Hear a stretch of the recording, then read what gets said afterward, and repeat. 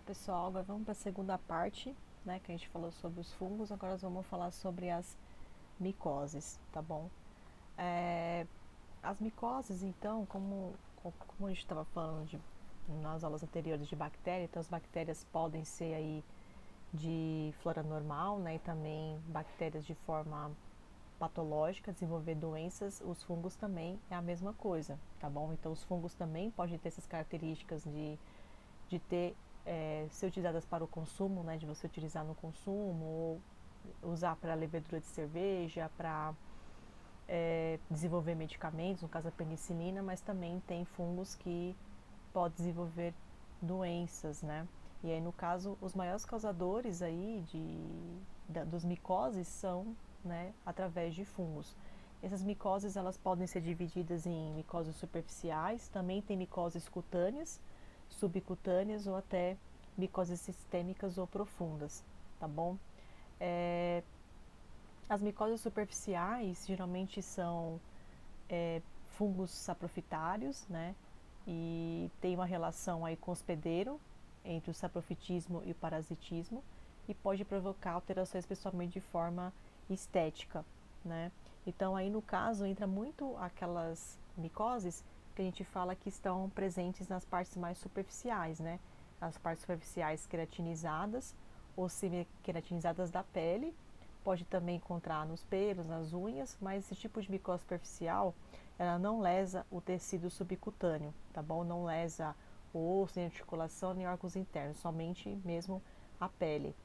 Quais os fatores que podem contribuir para o aparecimento de micoses superficiais? Então, pacientes de forma endógena, então pacientes diabéticos, pacientes que têm HIV ou que têm doenças sistêmicas, ou de uma forma exógena, no caso aí umidade, né?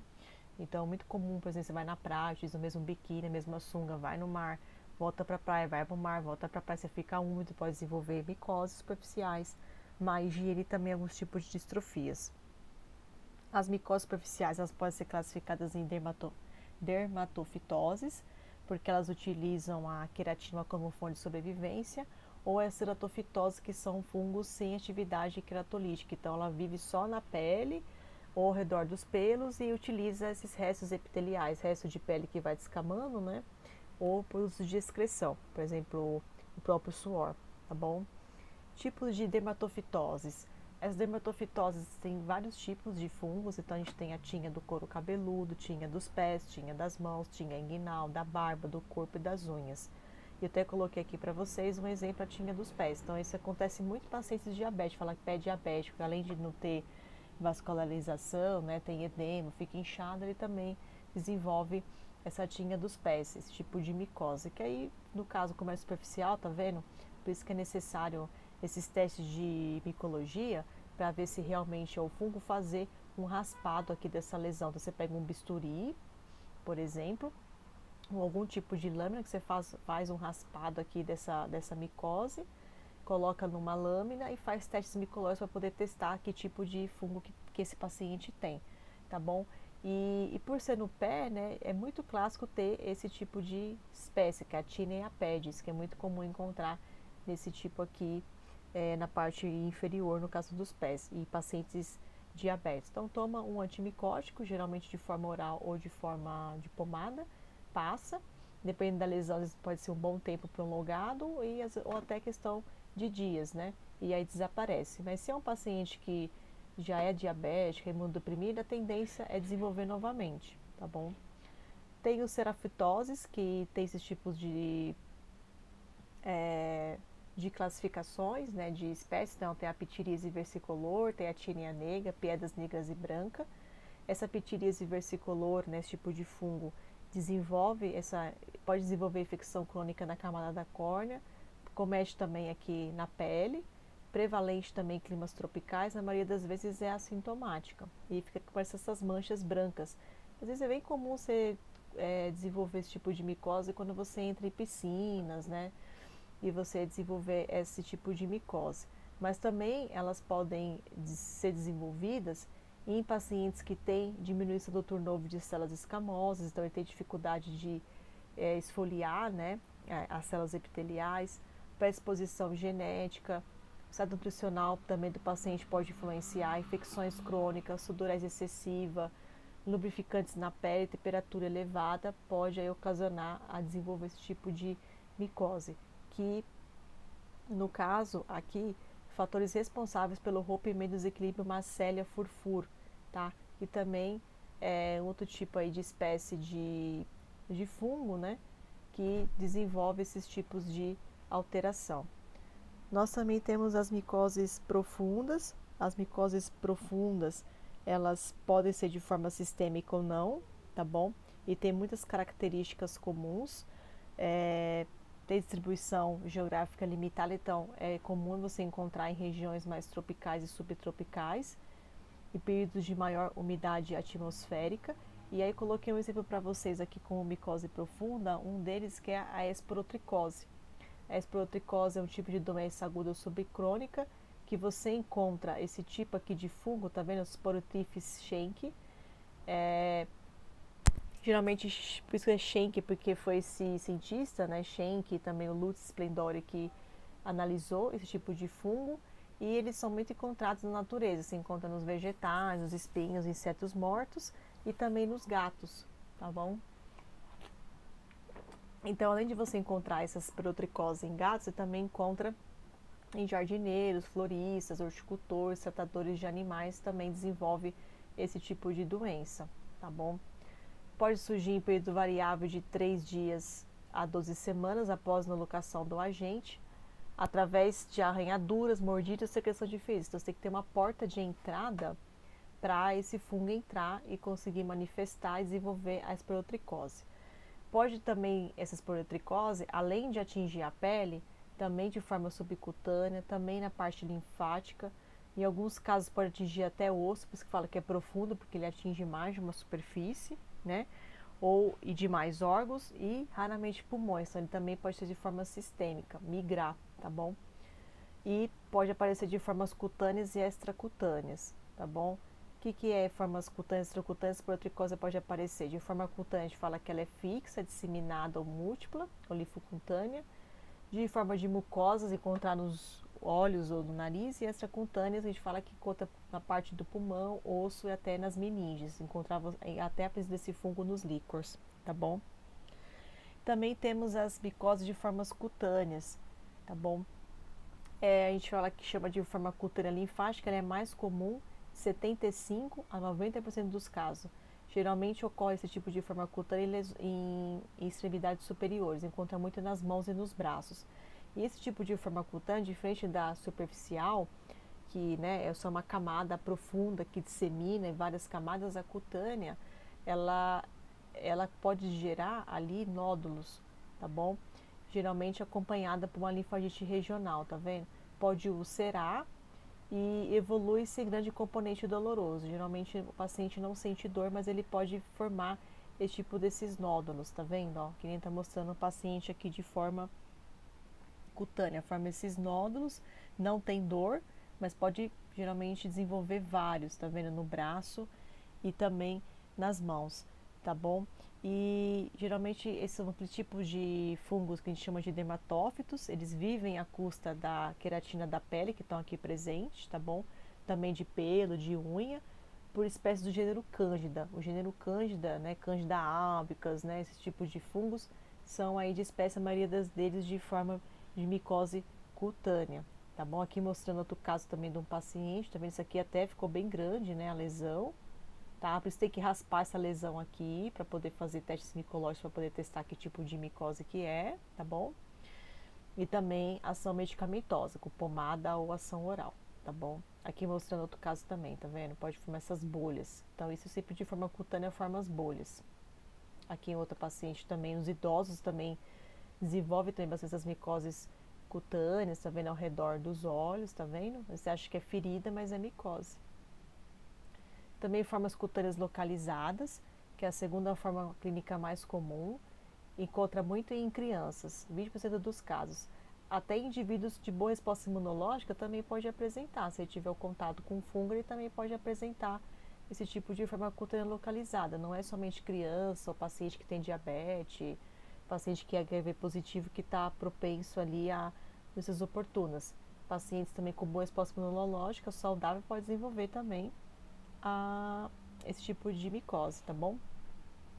Temos também a forma disseminada, que é mais frequente, né, em pacientes diabéticos, transplantados e pacientes alcoólatras, tá? E aí, no caso, a forma disseminada, ele vai formar lesões subcutâneas, que pode ser após semanas ou meses, ou a forma localizada, que você encontra na parte lacrimal conjuntiva, com nódulos, vegetações e ulcerações, e são descritas ainda em localizações nasais, tá bom?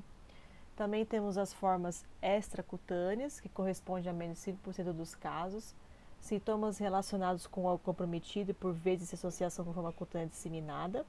Então, da extracutânea, depois da pele, os ossos são cometidos. Então, a diferença desse, né, da cutânea, é que a cutânea dificilmente ela vai atingir osso, tá bom? Essa aqui já pode atingir osso, tá?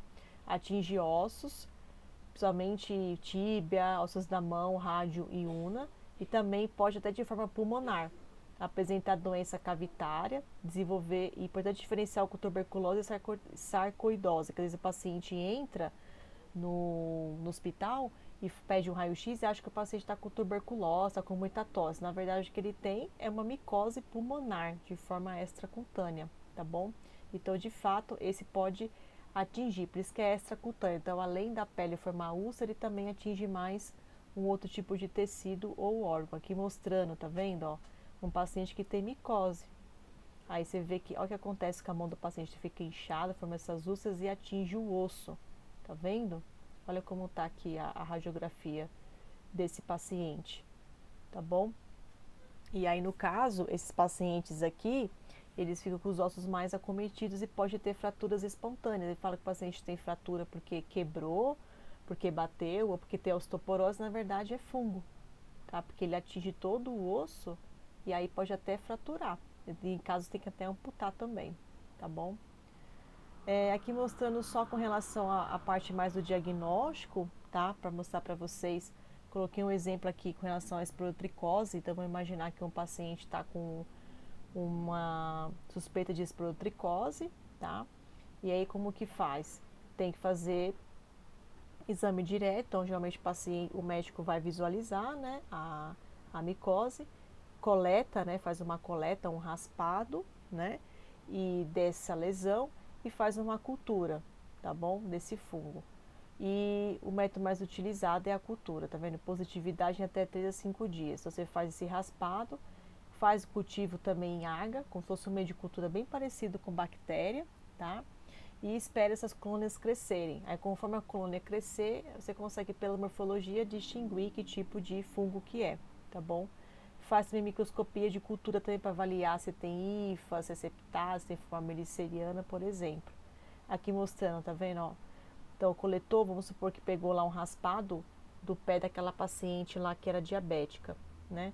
Pega esse raspado com o bisturi e coloca dentro desse tubo. Esse tubo aqui está parecendo, parece um líquido, é em um meio de cultura, próprio para fungo. Coloca aqui, aí tá vendo? Se o meio de cultura for próprio para essa bactéria, ele vai crescer. Aí ele cresce e forma, parece um bolor mesmo, tá vendo? Aí pela estrutura aqui, a morfologia, você pode já diagnosticar que tipo de fungo é e até olhar pelo microscópio também, se for o caso. Tá vendo aqui mostrando no microscópio, ó. Colocou o mesmo tipo da amostra do paciente, uma placa de Petri, ó, cresceu, tá vendo? Só pela morfologia eu consigo saber que fungo que é. E pego um pedaço desse fungo, coloco numa lâmina e analisa a morfologia, tá vendo? Se ela é multinucleada, se ela é nucleada, se ela é septada, se ela não é septada, se tem hifa, se não tem hifa, tá vendo? Então, eu consigo diagnosticar também pela microscopia. Aqui mostrando um tipo de fungo dimorfo, tá vendo? Ficou 37 graus, de forma leve duriforme, 25 graus para as chifas e alianas. Então, tem alguns tipos de estruturas do fungo, como a gente falou na primeira parte da aula, ela pode estar em forma de levedura e aliana, em forma da parte ilha, né? Em forma só de hifas. E cada uma delas, de estruturas diferentes que está com relação ao fungo, tem que ter a temperatura também diferente, tá bom? Então, quando ela está em forma ainda de iliana, em forma de hifas, tem que estar em 25 graus. Se está em forma de leveduriforme, em forma de levedura, 37 graus, tá bom? Leve levedura é quando ela já está pronta, né? Quando o fungo já está mais estruturado, tá bom? Então, aí você faz uma coloração, tá vendo? E vê tudo marcado em azulzinho aqui o funguinho. Você consegue visualizar as hifas e cada pontinho desse azulzinho são os núcleos, tá vendo? Então você consegue identificar também. Também tem outros tipos de diagnóstico laboratorial, pode também fazer exame histopatológico, como se fosse uma biópsia, para você ver se tem a presença ali no tecido.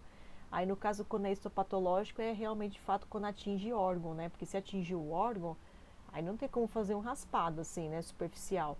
Aí vai ter que fazer uma cirurgia, pegar um pedacinho desse tecido desse órgão, fazer uma biópsia e fazer colorações, né?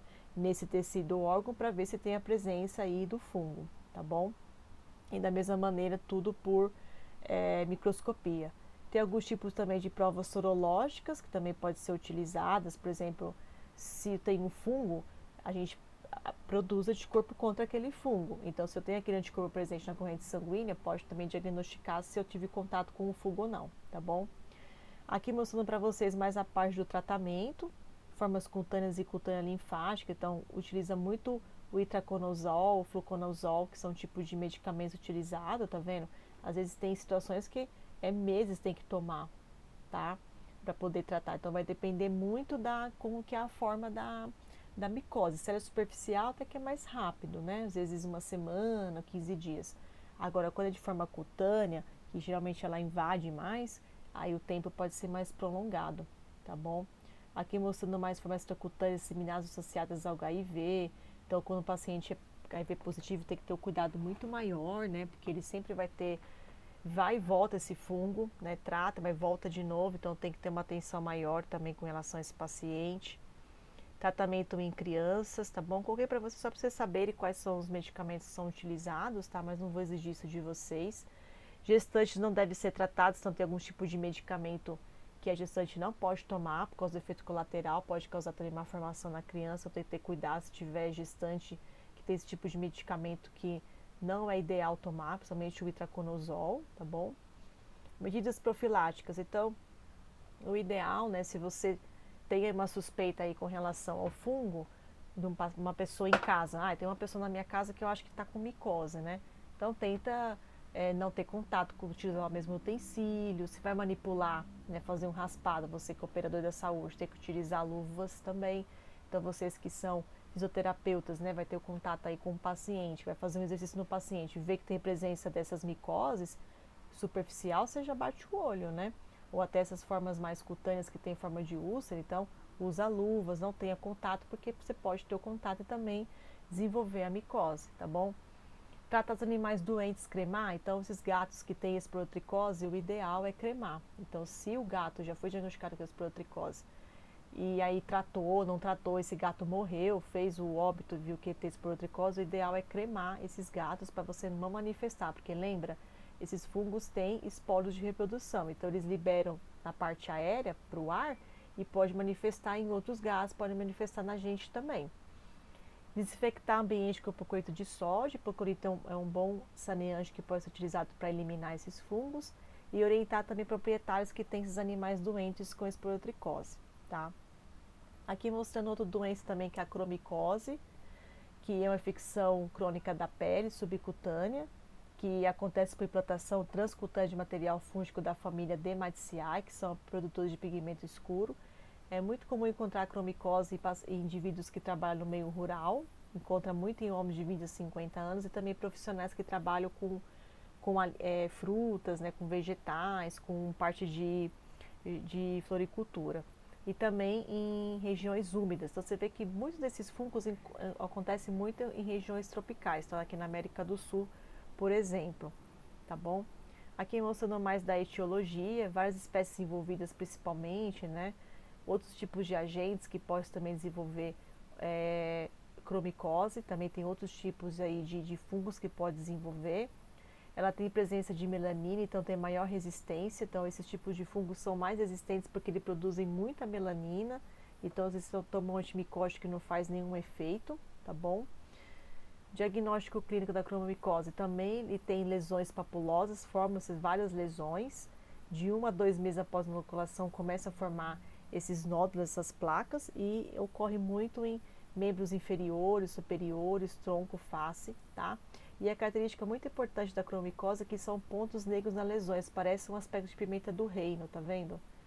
Então essa cromicose, diferente da outra que a gente estava falando, esporotricose, né?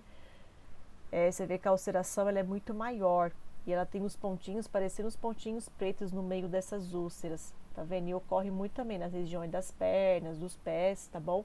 Da mesma maneira tem que fazer o raspado e fazer análise micológica. Aqui mostrando um outro, tá? Nesse caso aqui tá vendo que tá descamando, né? Ele tá fazendo um tratamento, então ele começa a descamar aqui o fungo, mas tá vendo como ele forma, parece que tem uns pontinhos, ó, parece pimenta do reino. Isso é bem característico de cromotricose, tá bom? Aqui mostrando também uma parte mais inicial, que ela fica meio esbranquiçada, tal, pode aparecer nas mãos também, tá bom?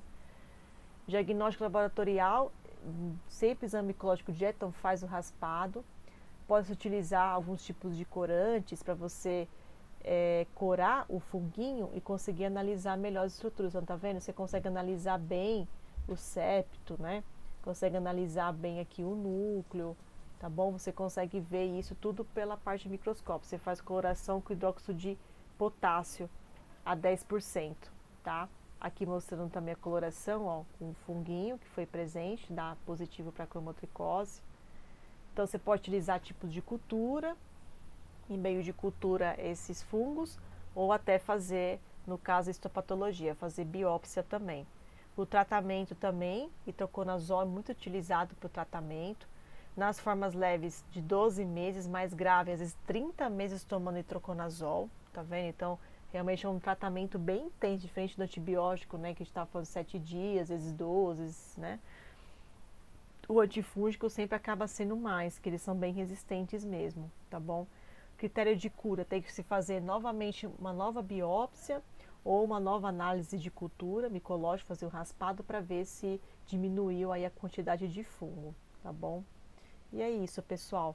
Bom, a aula de hoje é isso. Eu vou passar para vocês também uma tarefa para vocês fazerem entregar na próxima aula. E qualquer dúvida, estou à disposição para vocês, com vocês aí no fórum, tá bom? Obrigada.